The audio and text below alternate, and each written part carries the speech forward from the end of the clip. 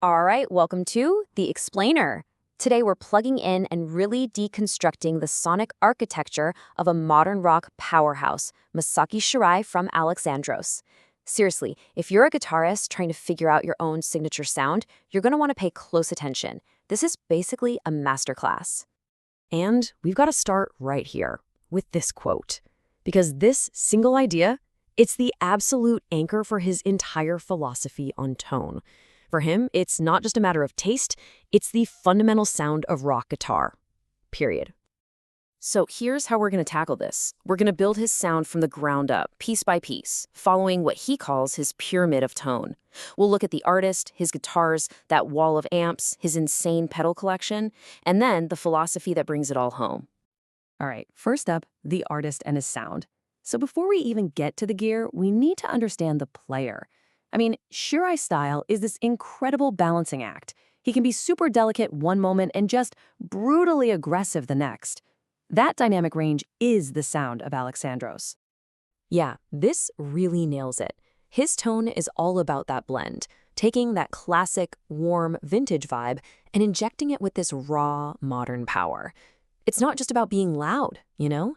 It's this super meticulous process of finding the exact right voice for every single song. He's always searching for the perfect texture. Okay, so let's get to the base of that pyramid of his, the guitars.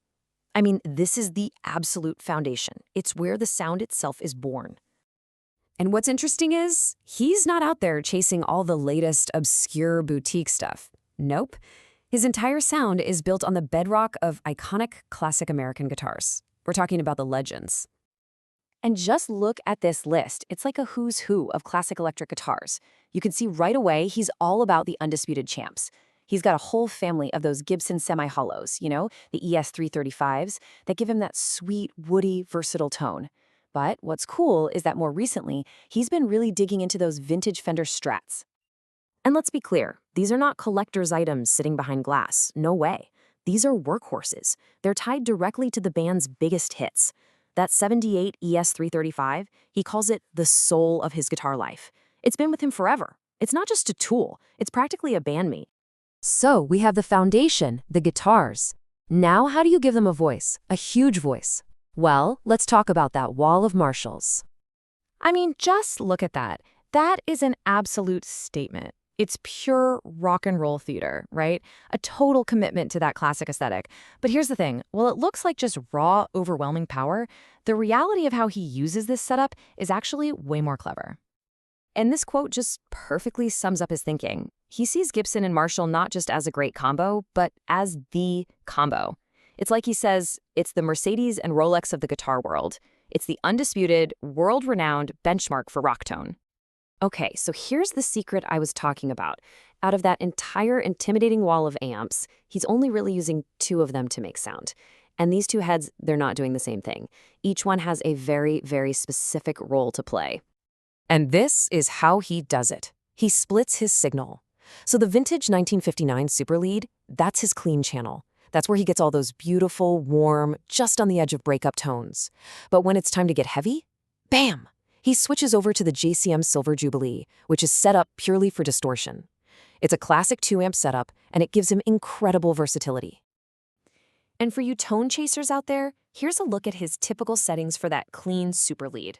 Now, what do you notice? The mids are right there, nice and present. The bass is backed off a bit to keep things tight. This isn't some scooped-out metal sound, right? It's all about creating a strong, punchy core tone that really lets the natural voice of his Gibsons and Fenders come through. Okay, so we've got the foundation with the guitars. We've got the voice with the amps. Now it's time to add the colors, the textures, the fun stuff. Let's dive into his universe of pedals. And I am not exaggerating when I say a universe.